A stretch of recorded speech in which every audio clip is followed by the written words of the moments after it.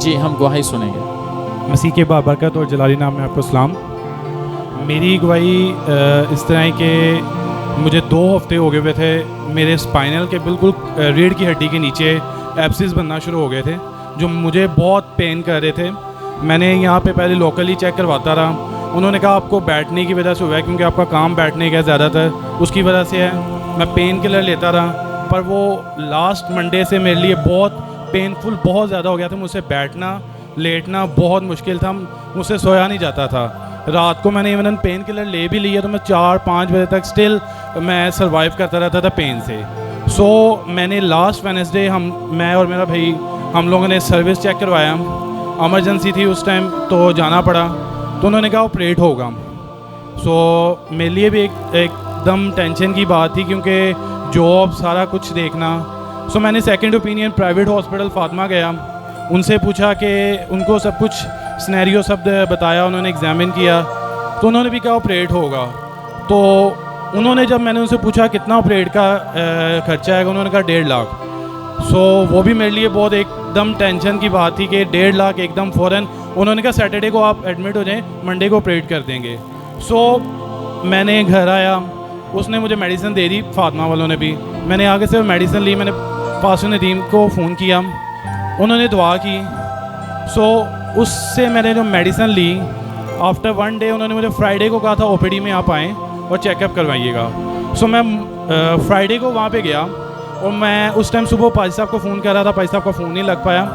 मैंने अंकल अशकनाज को फ़ोन किया, उनसे रब्ता हुआ, मैंने कहा मैंने आज हॉस्पिटल जा रहा हूँ, तो उन्होंने दुआ उसी टाइम की। मैं गाड़ी में था तो मैंने कॉल उनकी रिसीव की, उन्होंने दुआ की तो उन्होंने कहा कि ऑपरेशन नहीं होगा।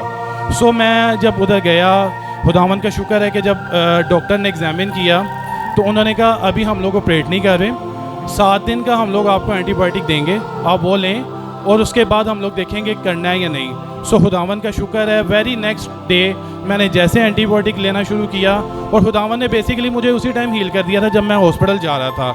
सो खुदावंद ने जिस तरह मैंने मेडिसिन 1 दिन यूज़ किया और उसके बाद मैं अपनी कंफर्ट जो मुझे था मैं उसमें वापस आ गया। जैसे मैं नॉर्मल रूटीन में लेट रहा था, बैठ रहा था, बाहर आना जाना था मेरा, खुदावंद का शुक्र है मैं वैसे ही अपनी नॉर्मल रूटीन में आना शुरू हो गया था। तो ये सब इज़्ज़त और जलाल खुदावंद को है। और मेरा बेसिकली नहीं था कि मैं ऑपरेशन भी करवाऊँ। सो अंकल अशकनाज ने भी कहा कि ऑपरेशन नहीं होगा।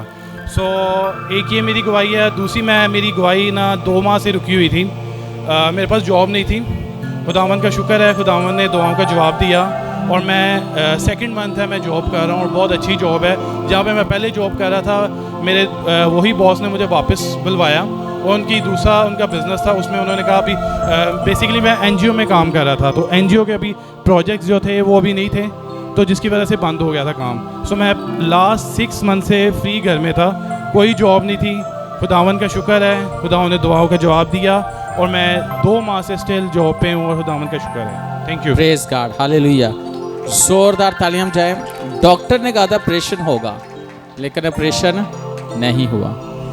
दुआ के वसीला से खुदा आपके जो रिपोर्ट्स है मैंने पिछली दफ़ा बताया वो चेंज हो जाती है, हालात बदल जाते हैं और खुदा हमारी दुआओं का जवाब देता है। हालेलुया।